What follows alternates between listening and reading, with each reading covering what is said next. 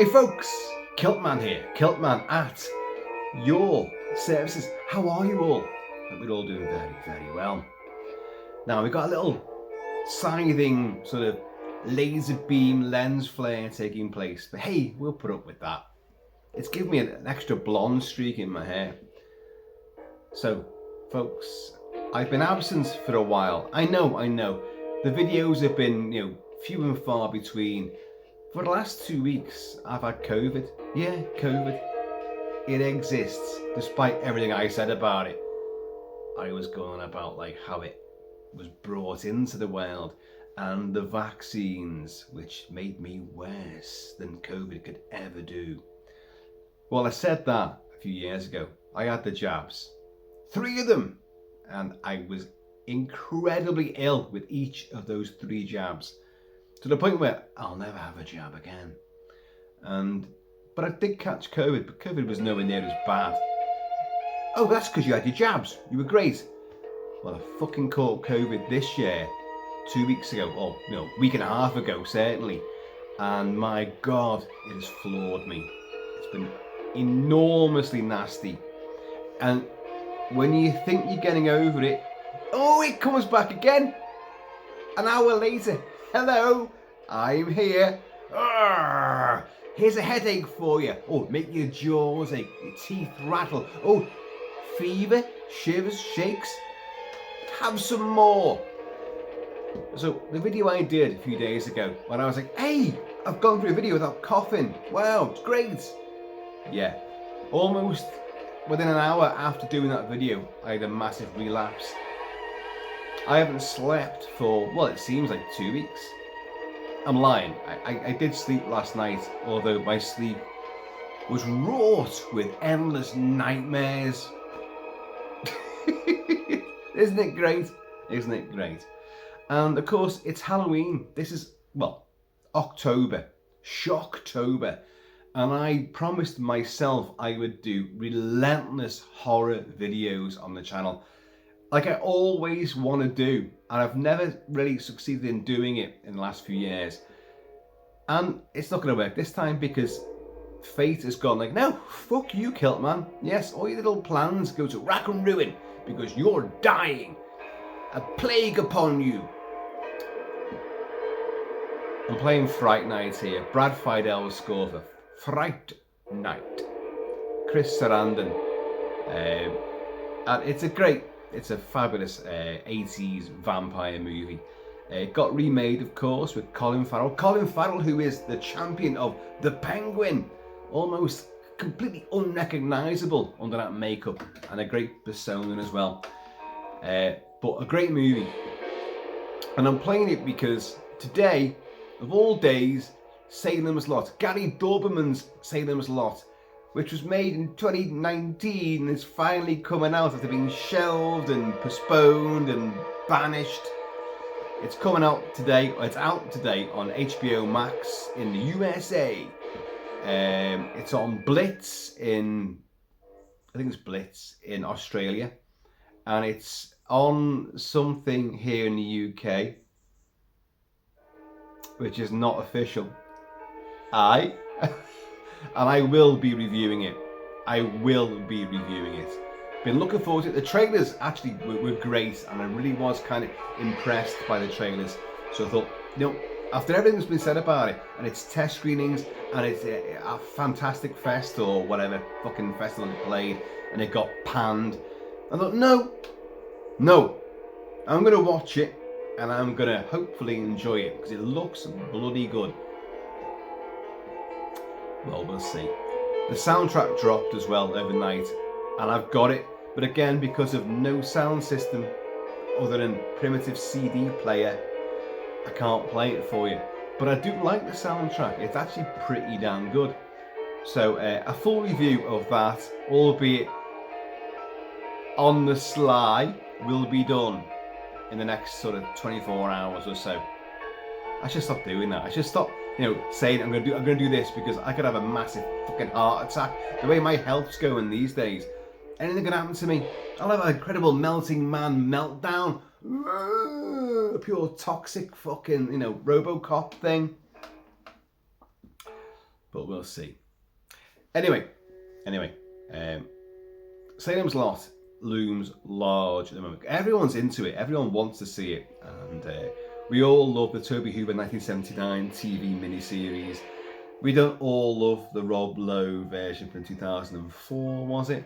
I've talked about these ad infinitum, but today is Salem's Lot Day. It is, whether you like it or you don't. But that's not why we're here, folks. Oh, no. Let me have a swig of water. Oh, I'm not one for like taking drugs. I mean, medicinal drugs. I don't take any kind of drugs at all, but medicinal drugs, you know, tablets and antibiotics. I don't like having to do it. I think your body should be able to fight back. But obviously, in times of dire extremis, you gotta do what the medical people say. Careful. Don't trust them. But we had in the cupboard here, not Lemsip. Lemsip's like this lemon and paracetamol and sort of, you know, hot drink mix, which cold and flu symptoms it works. This is a UK thing. It might be worldwide, I don't know actually. But Asda make their own version, and of course what we had in our cupboard was the cheaper Asda version with a couple of sachets. And yesterday I did one. I thought I'm gonna do something about this, and my God, it worked. It supremely worked. I felt within half an hour of supping this, not boiling water, hot water. Slup, slup, slurp, slurp, gulp, gulp, sip, sip. Hate lemons, to be honest, but you know, lemon chicken's fine, but you know, lemon drink, yuck. And it's like, okay, it's not too bad, but wow, I'm feeling better. My infected gum, ulcer, abscess, can't see a dentist because I've got COVID, so I've had to put up with that pain as well. And wow, it kicked everything into touch. It did really brilliantly. So we only had 2 sachets, so judiciously I saved the second one for today. So I had that this morning. But I did go out last night, and I had a lot of whiskey. And you'd be thinking that whiskey is going to do the great thing. Is that it kills all germs known to man, and it kills all men known to germs. And it's a great pain reliever. It did fuck all for me. Whiskey's done nothing for me at all. And I hate saying that, but cheers you all. Water. The old water is what's best for you. And Lemsip, or Asda's own variants. I'm sure other stores, other brands do their own variants. But should you be in the same dire straits that I've been in, with like shivers and shakes and pains up and down one half of your face and your head, and earache and nose ache and fucking ball ache, yeah, it worked for me. Anyway, right, now from Captain Ronnie over on the Emerald Isle, we have a box. It's there right now. It arrived yesterday, but I wasn't able to open it and reveal its contents to ye all. I'm going to turn it down a wee bit. Brad Fidell's score for Fright Night is a load of electronics, a load of weird, shrill, discordant mess. But it's great. It is. It's very 80s, but it's also very... It plays great with the movie, but as its own standalone thing, it's a complete Halloween smorgasbord of spooky, spectral, symphonic, synthesized, symphonic horror. It works great. But yeah, this arrived yesterday. Ooh. Here we go. A wee box set from Captain Ronnie. And I know, well, I don't know what's in here. No, I'm wrong. There's something in here which I know is in here, and they are the Tato's crisps. The Irish crisps from a certain part of Ireland. potatoes. And it's, if he's done it right, he'd have sent the smoky bacon, because he introduced me to these things, saying the best crisps in the world. And my God, they are. In America, you call them chips, don't you? You call them chips. Crisps. Chips in this country and all over the UK are potatoes fried up. You know, whoa, chips. And it could be small fries like McDonald's. They're fries. But chips are great big fat juicy bastards. Great with gravy and any kind of like oriental sauces you can imagine. They're fantastic. Great for mopping up all your bits and bobs, all the grease around. Your big fry up chips are fucking wonderful. Chips. But we call them crisps in this country. Now, he knows that my favourite flavour is smoky bacon. With potatoes, which they are to die for. So I'm pretty certain this, whatever's in here is buffeted and cosseted by bags of smoky bacon potato crisps. But he said it's Halloween and there's going to be a few little, you know, seasonal delights. And I think he said something's going to make you giggle, make you laugh. I could fucking need a good giggle, to be honest with you.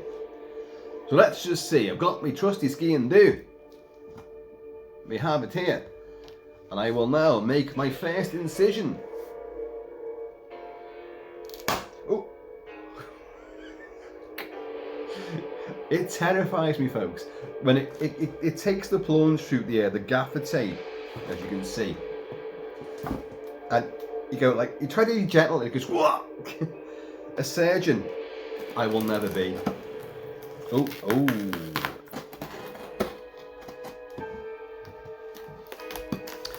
So, I'm thinking, well, we're both massive fans of Jaws and got everything basically. We've talked a lot about Salem's Lot, but everyone's talking about Salem's Lot. So vampires, but Jaws, American Werewolf. Oh God. Okay.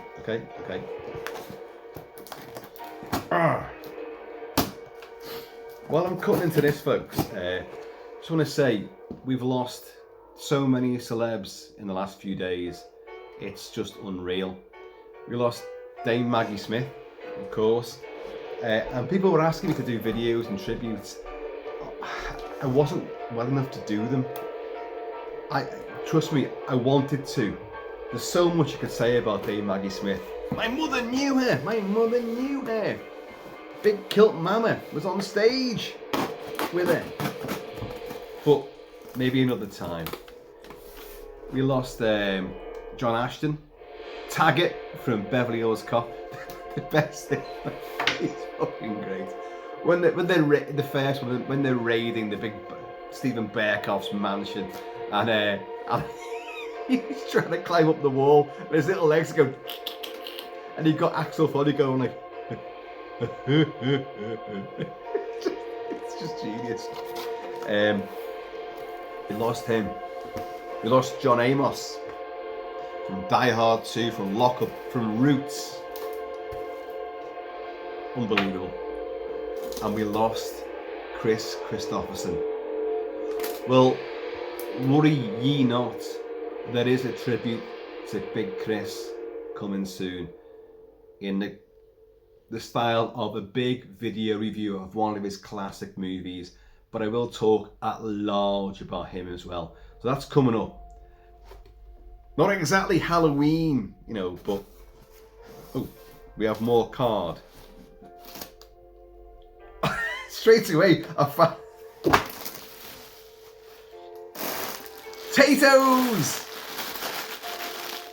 Potatoes! Smoky bacons! Now, look, thing is, these are a dying breed. That with European rules, you can't have them called smoky bacon anymore. Oh no, laws about flavourings and titles of stuff.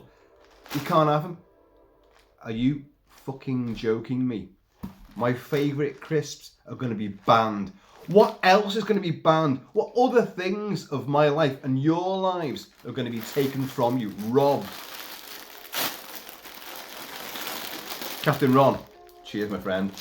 And yes, I am going to indulge in a bag of potatoes.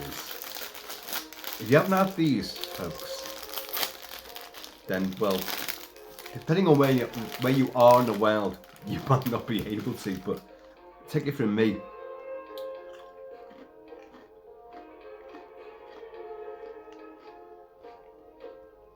Oh my God. Oh my, I've just seen something else in the... So I don't know what else is in here. Oh.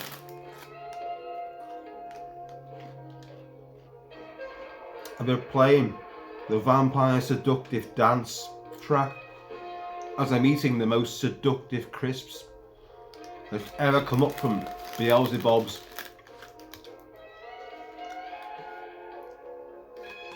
kitchen.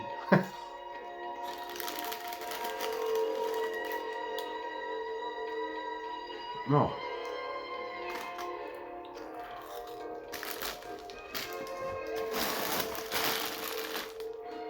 More.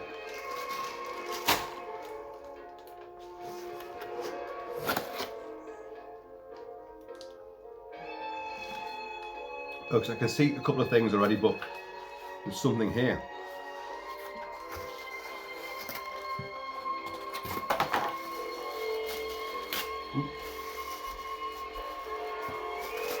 I love this, by the way. You know,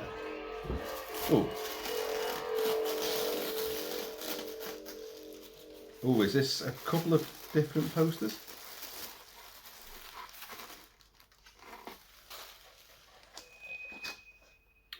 It's Mr. Myers!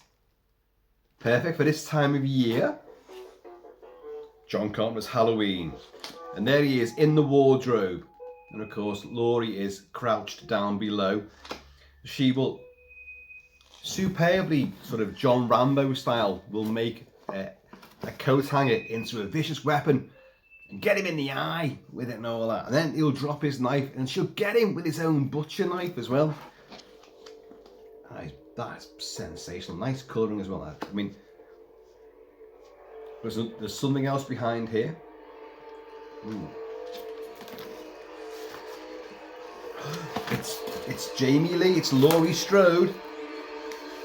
Oh, it's the underneath of what you just saw there. That's hair crouching in the wardrobe, said wardrobe. And she'll get him with his own knife.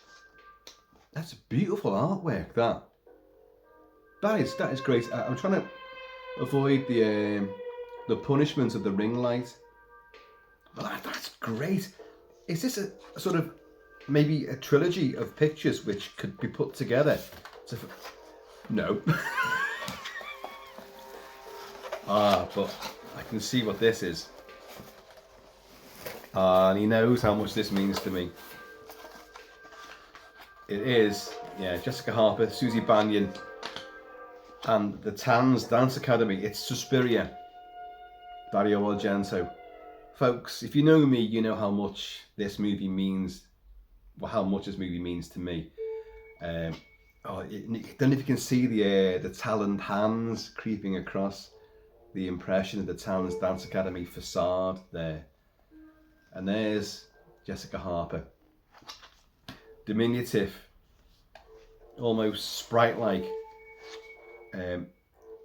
My wife, Mrs. Kilt-Man, when I first met her, was a dead ringer for Jessica Harper, as you see it in that movie. The hair, everything, the face, the big eyes, like a Disney character, but in real life,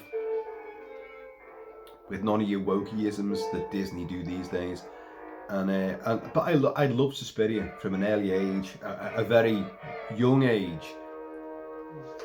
When I saw it cinematically, when I shouldn't have done, and it blew me away. But it was the artistry, goblins, music, it was everything about the movie. The bloodletting, a blind guy being attacked by his own guide dog, something which really troubled me. I have a lot of, again, long-standing viewers know, I've done a lot of work for blind charities. I have a huge respect, love, and a deep fear of losing sight, and how people can cope with it. And this guy was great, the blind piano player, and in the square he gets assailed by an invisible stone eagle, and his own guide dog goes for him and tears his throat out and then rips chunks out of his chest and kills him. It's under the influence of the evil witches of the Tanz Dance Academy. But look at that. Oh mate, that's beautiful. That really is. And the two Halloween ones are great as well, because they should sit together. Another member of the Kilted household is sneezing right now because, as I say, germs and bugs are rife round here, you know. Oh, that's beautiful. And of course, his alien movie, The Bird with the Crystal Plumage, is hugely signposted in this movie because she plucks, you know, a crystal dagger from a glass effigy of a bird with a crystal plumage to kill the evil Elena Marcos, the witch that runs that academy. Oh, Suspiria. Oh man, you're hitting it now. You're hitting. This is Halloween. You've got Halloween there. You've got Suspiria. These are the things that I watch. Well, I don't watch them just at Halloween. I watch them a lot. But Halloween to me would not be Halloween without watching John Carpenter's Halloween and watching Suspiria at some point. Let's see what else is in here, because there's bound to be something else now which will epitomise Halloween. Well, okay, there's something here right now. It's Funko. It's very colourful Funko. Oh my god! And you know, I'm not the biggest collector of Funko. I have a lot of Funko figures, and they're all, you know, movie related, and obviously, and it's hard to know when to stop. Having been a collector of things all my life, it's hard to, you know, can I get everything, or do I learn to like put the brakes on somewhere? And I've learnt reluctantly to put the brakes on and not get certain things. Although I've got a lot of full sets and great things, but I don't have Carrie as a Funko figure. Carrie, Sissy Spacek, Carrie, covered in this case, very, very bright pink blood. Is this a chase one or something? Oh wow! Oh, it's such a Brian De Palma's great adaptation of Stephen King's Carrie. Brian De Palma, folks, I'm going to show this in a bit. Brian De Palma, who is now, what is he, 87, 88? He went into retirement after disastrous reviews of his film Domino, which was way back, when was that? 2015? I can't remember, it was fucking shit. The film was shit. And he went, that's it, forget it, it's over. I'm a has-been. He's coming back. He's coming back. Untitled, and it's kind of shrouded in secrecy movie. But Brian De Palma did The Untouchables. He did Dress to Kill. He did Blowout. He did Casualties of War, which I'm not a fan of, I'll be honest. Scarface, Carlito's Way, Snake Eyes. Again, I'm not a fan of that. Body Double, very Hitchcockian. He's a brilliant filmmaker, a master craftsman of a director and cinematographer, and they're great. Pino Donaggio, who scored this as well, does a lot of his movie scores, and they're all electrifying, beautifully romantic, achingly tragic, very brooding, very scary as well. And the scene in this, you know, the prom night, where the pig's blood has covered her, and she's like, oh god, you see now, if I had the sound system and the playlist, I'd go straight to Carrie and play that scene where it goes pure electronic, zzz, and they can't get out, and they're all getting burnt and frazzled, and they're getting offed, and she's like, and then she does that tragic walk back home, and Travolta and Nancy, what's her name? Nancy whatever, the big bazongas from Dress to Kill and RoboCop, and they're driving towards her, and she makes the car over its head, crashes them, and then she goes back home to her mum, and Piper Laurie, you know, who's massively overzealous. Did you ever see Frasier, where Piper Laurie plays the mother of a bitch that joins Frasier's radio show and takes over from him, and he's like, well, she's obviously got mother issues, so he tracks down the mother, and the mother is Piper Laurie, and he basically is playing Carrie's mum, and this poor bitch is like, and like Frasier's like, oh my god, and they're being chased. She's chasing her own daughter, like that, all around the radio studio. Fucking brilliant. That's great. I'm gonna get this out, folks. See, Carrie's a very tragic. It's a great horror story, but it's a very tragic, upsetting story, and one of the greatest shock endings, of course. You know, the hand up the grave. But it got remade. It got remade and got a sequel, didn't it? But we don't even talk about them. Is this I'm sorry folks, I'm going like, is this a chase figure? I'm saying this because it's pink. It's very, very pink. And it looks alarmingly good. But is it because it's a chase figure? And it should be red, it's pink. You got the blonde hair there, but you got like the coating, the pig's blood. Oh god. It's such a wicked movie. That's brilliant. Oh, I love that. But my heart does go at the same time. Everyone says, oh, Carrie's horror. Carrie's the victim. She's, she's got these abilities. She doesn't know how to control them, doesn't want them, just wants to fit in. She's shy and lonely and picked upon and then used and abused. And of course, William Catt realises, oh shit, I didn't want to do this, but the bucket will land on his head. Boom.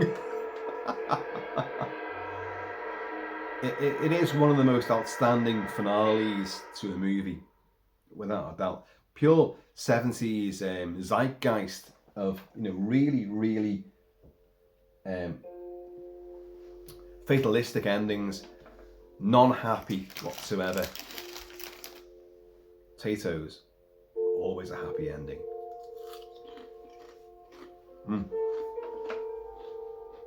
Oh, Cap'n Ronnie, brilliant, love it. But I am just thinking, is that a chase one because it's come out pink? I don't know. I genuinely don't know. But bravo. Creepy Carrie. But there's more. There's more, folks. There's a book here. And it's Salem's Lot. No, it's not Stephen King's book. It is from the fabulous guys at We Belong Dead. Oh my god. And I reviewed their stuff before. The classic age of horror and fantasy films, We Belong Dead, issue 28, inside Stephen King's Salem's Lot. Plus much more, including Todd Browning's Freaks, Hammer Vampire Hunters, Cats in Horror, Horrors of Gifford.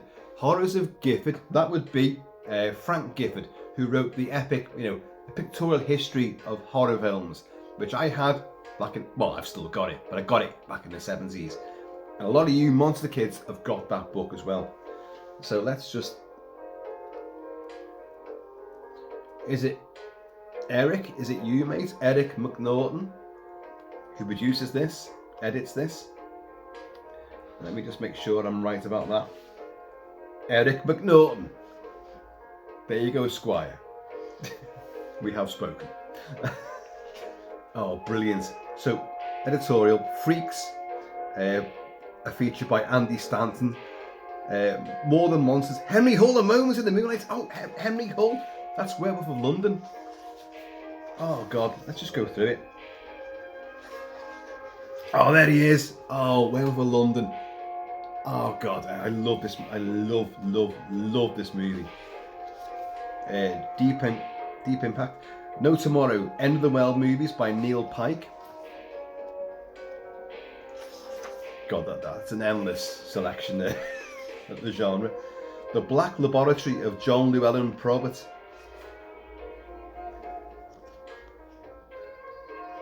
Theatre of Blood. Massively reviewed that. Big epic review. Feature length, in fact. The Dualities of the Devil Rides Out. I've reviewed that movie as well. Yes, yes. Duke de Richelieu. Ansel's Asylum for a Psychotronic. Oh, Ansel Farage. Yeah, Ansel. I reviewed a couple of your short movies. Ansel Farage. Oh, there is the Dennis Gifford. That was the book that we all had. That was the sleeve for it.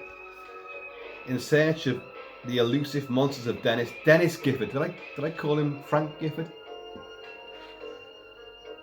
There was another guy that wrote a lot of these horror tomes and sci-fi tomes, and he was Frank. Do you know what the problem is? If you remember the last video, there was a leak above me sitting right here from our bathroom, so we had to remove everything. Now, this worktop and shelf and system here had numerous books and tomes and magazines, and Gifford's book was there. Alan Frank's books were there. Oh God, loads of people's books were there from the 70s and early 80s, all about horror and sci-fi and fantasy. But none of them are there now.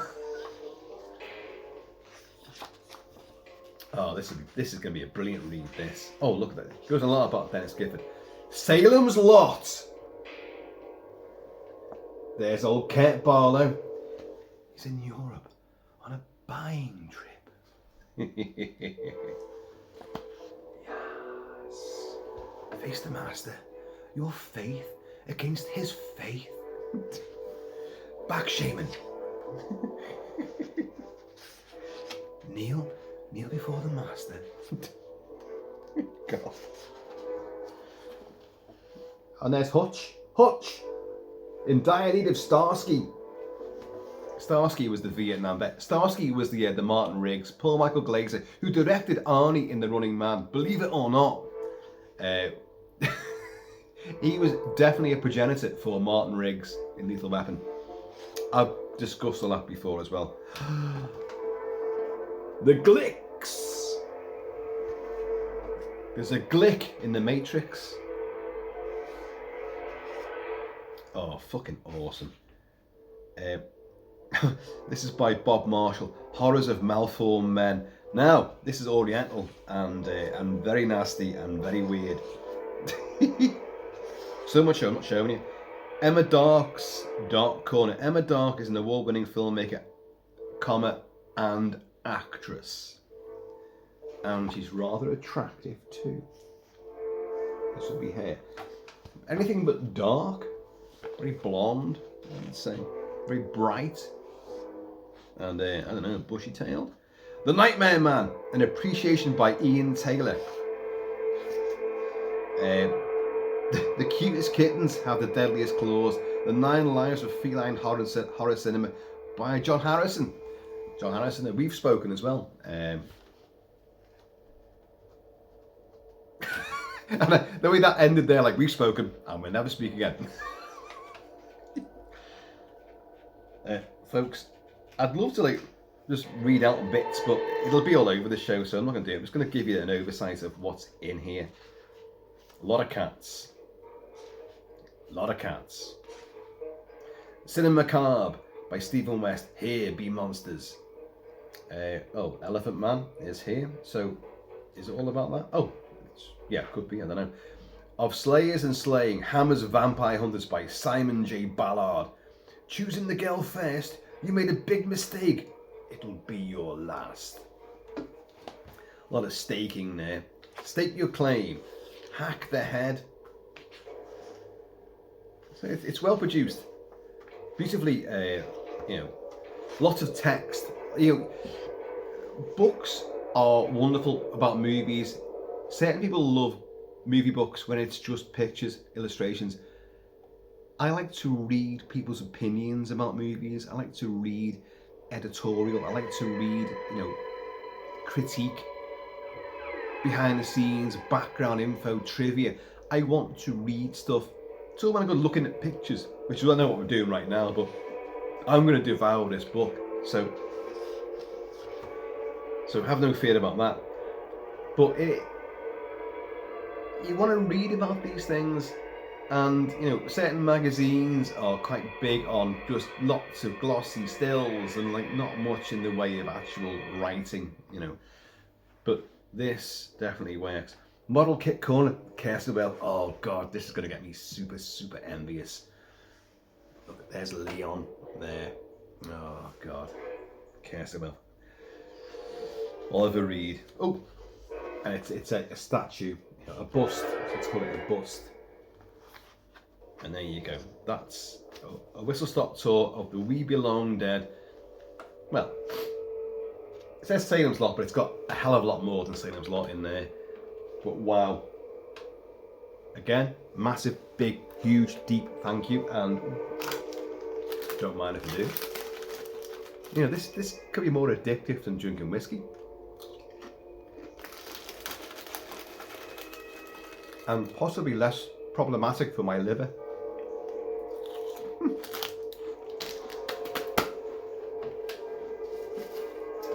Oh, there's more.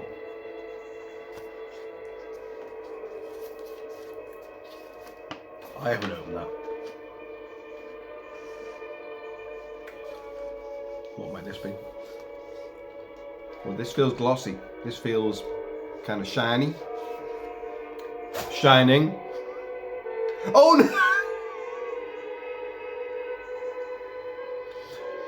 It's Salem's Lot! Oh, that's a good one as well. No, that is not from the new one. That's not from Gary Doberman's version. I don't think it is. I don't think it is. That's an image that we've seen promoting, well, Salem's Lot from any version really. It's basically artwork for it. But that's gorgeous.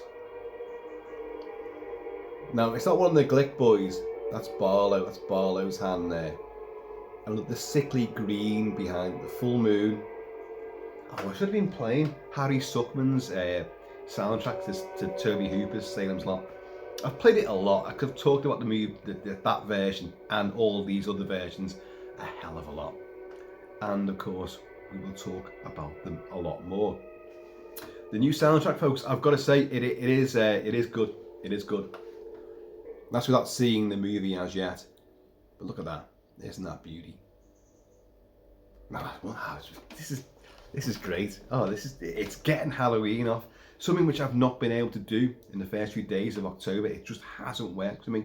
I've been going through my own real life horror story. Isn't that right, Carrie? Cass, you're alright, love. You're okay in my book, Ooh. There's something in a frame here.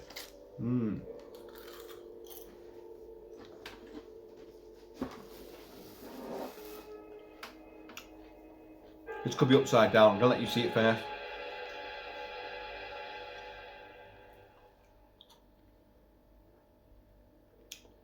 Oh, that's the new. I should have been playing the damn music. That's the new Salem's Lot. Look at that. That's the poster for the new Salem's Lot. So you've got one of the Glick boys, and you've got Barlow's hand. Come here. Food for the undead. Look at that. That's lovely. Based on Stephen King's terrifying novel, Be Careful What You Invite Inside, from the creator of the Conjuring universe and a producer of it, Max Original, Salem's Lot. October 3rd, folks, that's today. That's right now, right now. There are people right now who are watching this. Trust me, I'm going to watch it as well. Tonight. In fact, very soon. I will give a warts and all review of it. You want that? Well, of course you do. Because you're going to get it anyway, regardless. That's brilliant. So we've got original Salem's Lot artwork and we've got the new Salem's Lot. Yeah, this is great. And potatoes as well. Now there's more here. Oh, well, I recognise these things. Yes, they're just envelopes. Kilt-Man, envelopes. But I know he's found this guy, ZW Art, that does fabulous artwork for Salem's Lot, for The Lost Boys, for American Werewolf in London, many other great horror movies. Does cards on this sort of gothic, sort of brown parchment paper, and also like bookmarks in the same style. So black inkwork art on this brown gothic, background. So these are oh hang on. There's a thank you, which has been nibbled. That's been nibbled. Something's got into the thank you. Well, we'll get in a minute. Is there something with teeth? Salem's Lot. And something's bitten into this. What have you delivered to the Kilt Mansion? The place is already massively haunted, Right, let's have a look. Let's see what we've got here. So we got envelopes and we got the card. Oh. Well, what's that, folks? It's Christopher Lee and Caroline Munro. Dracula AD 1972. Dracula AD 1972. Not a great film, but hugely enjoyable. It brought Dracky Pants into the modern day. Well, the modern day of the Chelsea set of the early 1970s. But Hammer was moving with the times. It was rock and roll and funk and disco and Caroline Munro in leather and thigh-length leather boots and tassels. I don't care what you think. That is not limited to the 70s. That could be. She could walk in right now like that and she'd fit right on in. And hopefully, I would do the same. That's great. In fact, if you look at that, he's got the grey streaks in his hair. He looks more in that imagery there like he's supposed to look from Bram Stoker's original. Folks, excuse me 1 minute. 1 minute. The husky needs to go out. All right, love. All right.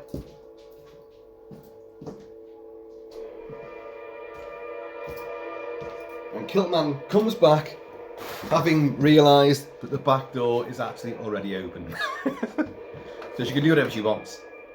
So we've got Hammer, Dracula. We've got Hammer again. We've got the Karnstein twins. Look at that, it's Twins of Evil. And I've forgotten their bloody names. Oh my god. I forgot their names. Damn it. But yeah, all of us monster kids became monster men whilst watching Twins of Evil, did we not? They were very naughty, weren't they? And they were real life twins as well, and all the bits and bobs went out.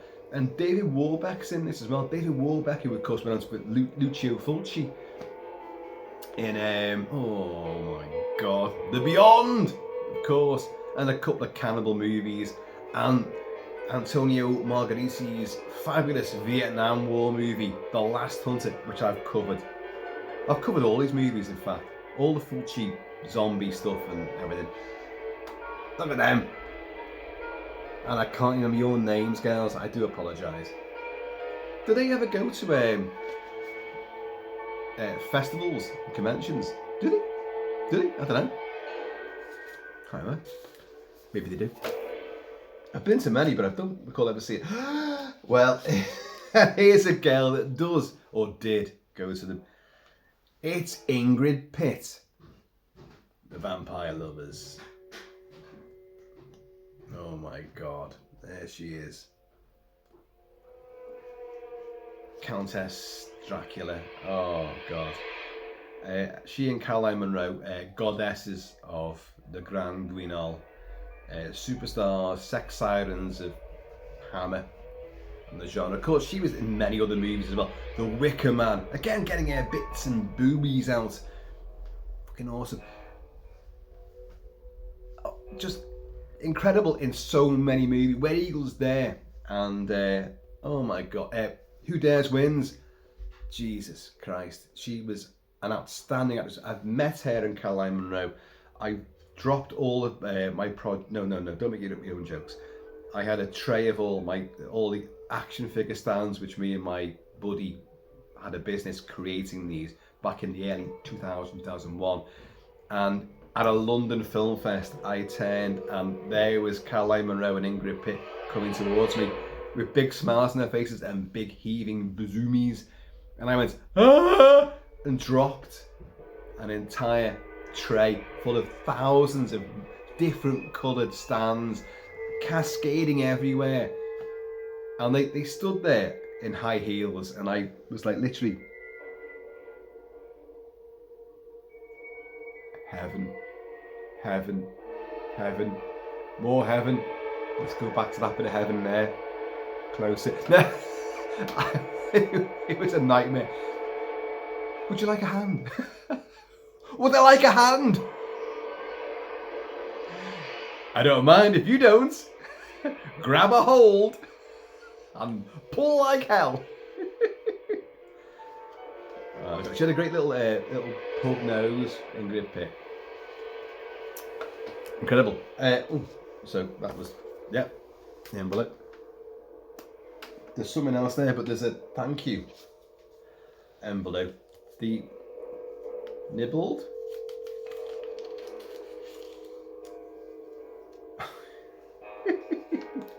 Oh, so there's a few things in here.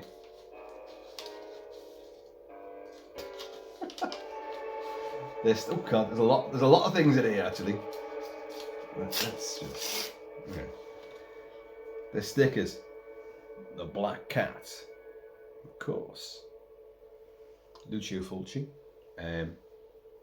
Who was that guy? Oh God, what? Who wrote that? Not Lovecraft. Edgar Allan Poe. Oh, this could be a big test for me. a fuzzy bat, a happy bat.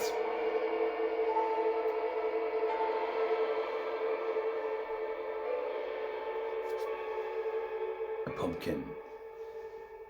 What's that? Oh, a mushroom. A mushroom. Then my voice has gone like that. It's gone into voiceover guy mode. A skull with a frog upon it. I don't know what that means, but my God, it looks good.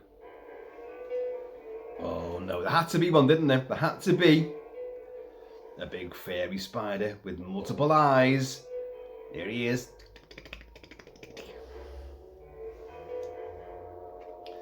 Oh, a quintessential spook. A spook in a big. Is that like a? Is that the casting hat? What do you call it from Dumbledore, Hogwarts? What do they call it? The hat which decides what troop you go in. You know what I mean? Well, you know what I mean. I don't know what I mean. Oh, another big pumpkin. And a very nervous skull. There's something else here. There's a wee It's a Funko book, Universal Monsters, and if you look there, we have a Wolfman, we have a Frankenstein's monster, we have a Dracula, we have a Bride of Frankenstein. So what's this going to be? He did send us a book about Jaws, which was like sort of a Funko kids version of Jaws condensed, which I read out, and it was actually pretty damn cool. So what's this then? Is this a similar sort of thing? What's it called? A Little Golden Book. It's by MD Brundlefly and illustrated by Meg Dunn. Meg from Legend. Meg Mufflebones. So, ghostly house, eyes in the trees, creepy crawlies, big full moon, windy path. And that looks like, is that the Wolfman from behind? He's got claws. In the dark corners of the world, monsters creep, crawl, slither, and lumber from the shadows and into the fright. The fright night. Dracula. Many monsters have terrible powers. His brides are there. Look at his brides. There he is. There's Batty Bobs. There's transformation. And the bat thud has hit the deck.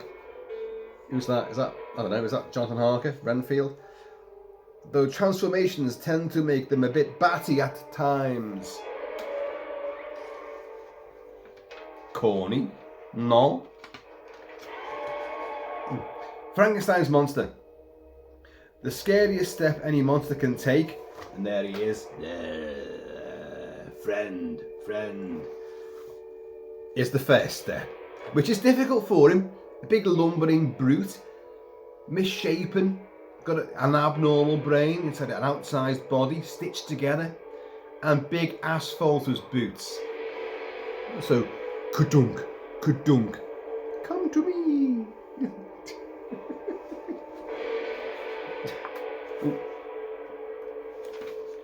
The mummy, slow and shambling, wins the race. Otherwise, your monstrous plans will unravel. I thought it was going to rhyme then. It didn't do it. There he is. Imhotep, because that is the original Universal one. Imhotep, not Caris. Caris came later. But it's Bogrel. It is Bogrel. If you look there, it's a roll of Boggo in his sarcophagus. Well, you know, so you're a long time in there, and if you're eating scarab beetles, they've got to come out somewhere, haven't they? Invisible Man. Oh, pages are blank. Did someone say unravel? Shouldn't that be for the mummy? Well, they both wore bandages. Did someone say unravel? And you got all the Keystone Cops coming in, who he plays havoc with. There he is, Claude Rains. Fucking genius movie. Again, James Whale, like Frankenstein, Bride of Frankenstein. Did someone say unravel? Well, look at this. You know what I mean? Because he does take the piss. He goes completely unhinged. And he's kicking coppers up the arse and pushing people downstairs, hitting them with chairs and all sorts of stuff. Bride of Frankenstein. And they're sitting in a hair salon. What's that say? Shocking! No one likes bad hair days. Some of us have nothing but bad hair days. Love. But monsters find them to be particularly shocking. It's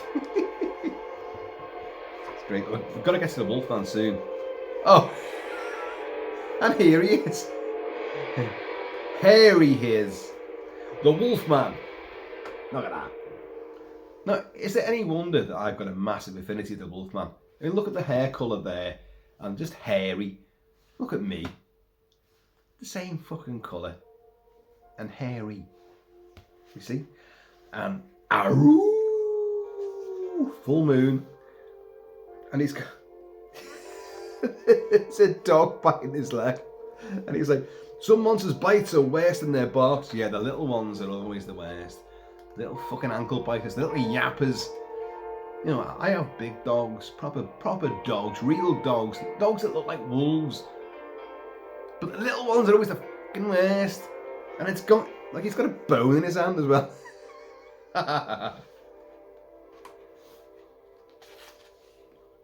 Phantom of the Opera.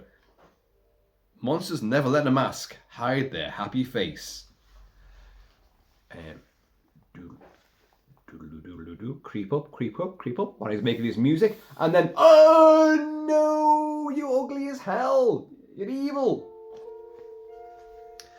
Another disenfranchised, misguided, and, you know, sort of downtrodden bad guy. Not really a bad guy, but made that way by society.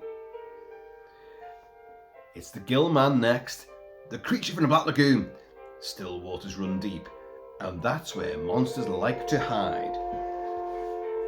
But if you don't mind, I'm reading my book. Little diver here. How'd you read a book underwater? Soggy book, wet book.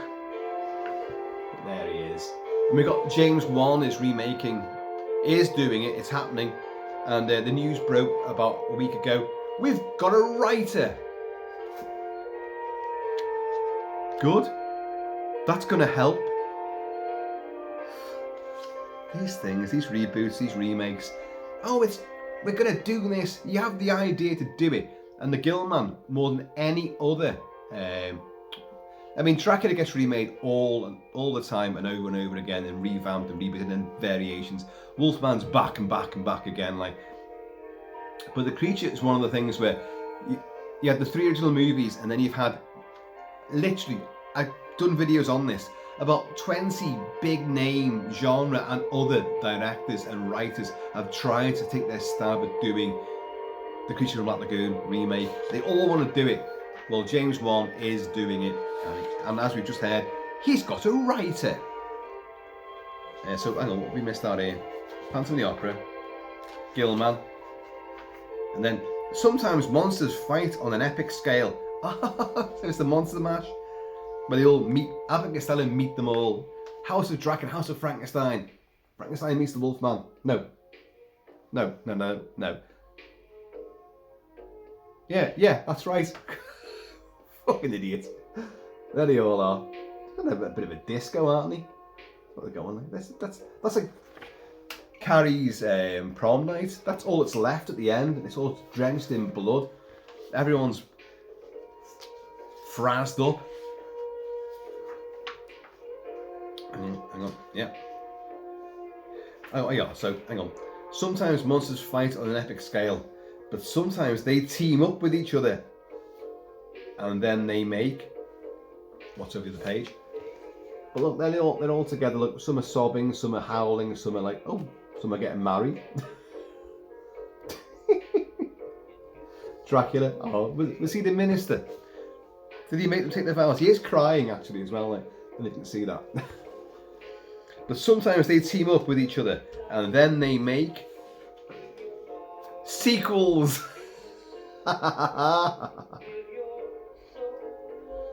Oh, it's great. It's just a bit of fun, isn't it? They've got babies. You can see this. They've got babies. Well done, Kilt-Man. You caught on quick there. They make sequels. Babies. Wolfman's got a footy. That's actually brilliant. It's just a bit of fun. But it does capture everything we know and love about Universal Horror Monsters. It's there in a very kid-friendly version. But what's wrong with that? Nothing. And what's wrong with bubble wrap? Nothing. Bubble wrap. It costs you nothing, but it can do all sorts. Hours of fun with this. Use your elbows for like fully auto fire.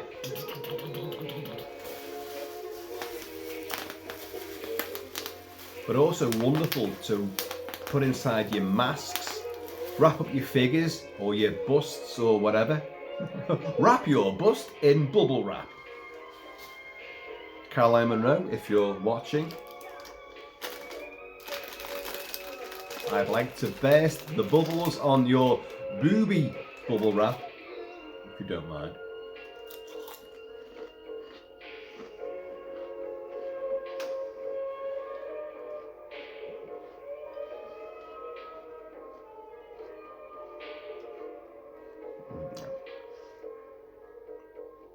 It's so tragic, that one.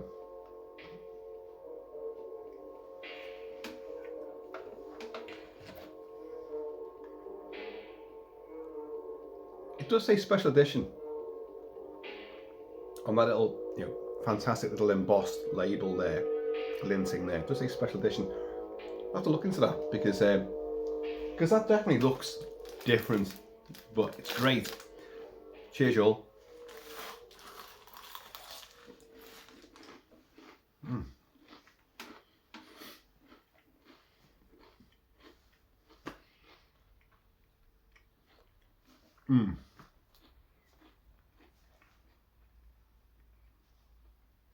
Great on butties too.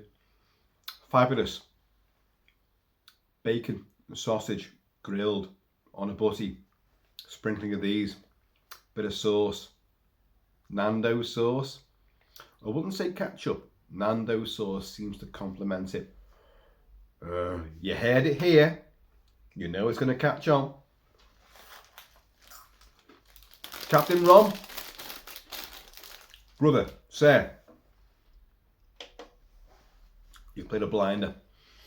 You've ushered in Halloween for me. When I was actually at a dismal sort of, I was sitting at the end of the pier with my feet in the briny, waiting for Bruce to break water and come up, circling and take a chomp, because I thought Halloween's over for me. I can't even begin it because I'm so ill.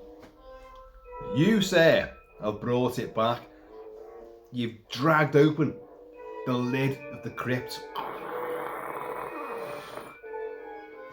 and brought my dreadfully plague-ridden bones out of it, my sarcophagus. And now I'm going to jig with the devil. So, cheers, mate.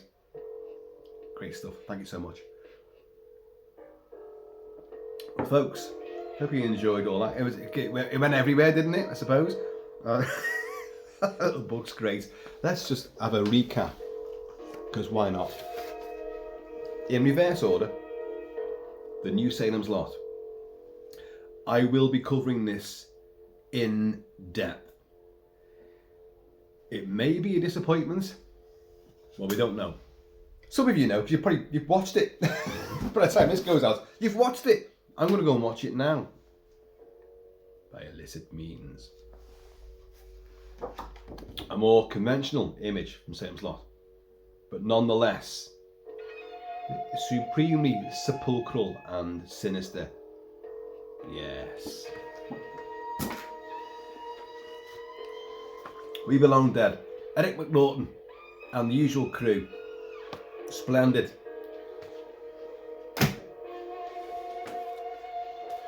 My wife combating the occult and witchcraft in Freiburg, Germany, under the even scarier direction of Dario Argento.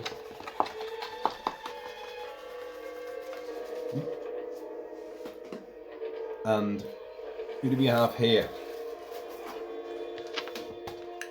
Why is Laurie looking so frightened? Why has she got a knife like that? What's going on? Why is the ring light really bizzazzing this one? What's happened? Laurie, are you okay? What's in there with you?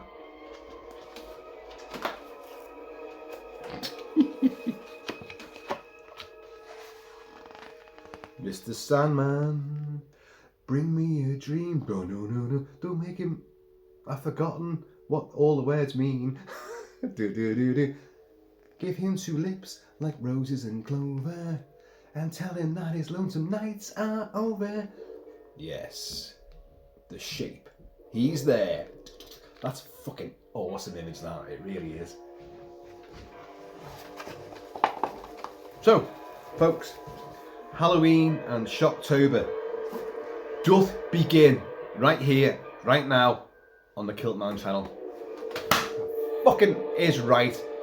Should have started a few days ago, but fucking COVID, fucking cursed, you know.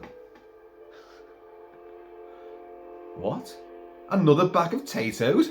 Well, I don't mind if I damn well do.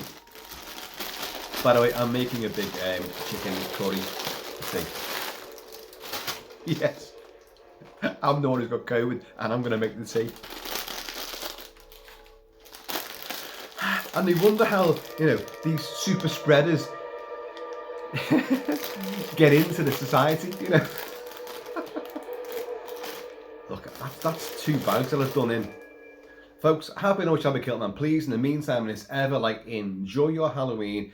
And I would say, take your jabs, but didn't fucking help me, did they? In between time. So please keep it Celtic, keep it Celtic.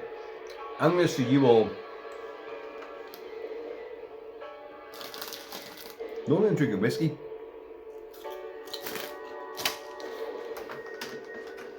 Later. So say them's lot. By the time that I get to watch it and review it, you will have all seen it. So it's going to be full fucking spoilers. So hey ho. Cat Barlow. Alexander Ward, is it? And I named him first. Actually, I was the first one on YouTube to do that because I knew who it was. But I have heard bad things about the makeup. Oh, I have. Oh, damn it. That they were trying to do the Reggie Nolder look, the Nosferatu look. But it looks like a dime store fucking mask. Arrgh! Well, I haven't seen it yet, so I could be pleasantly surprised. This one will split the camp, it will. But anyway, we're out of here. Cap'n Ronnie, sir, play the blinder. Stay happy, y'all. Stay healthy. And watch out for Smokey the Bear. 10-4. Come on.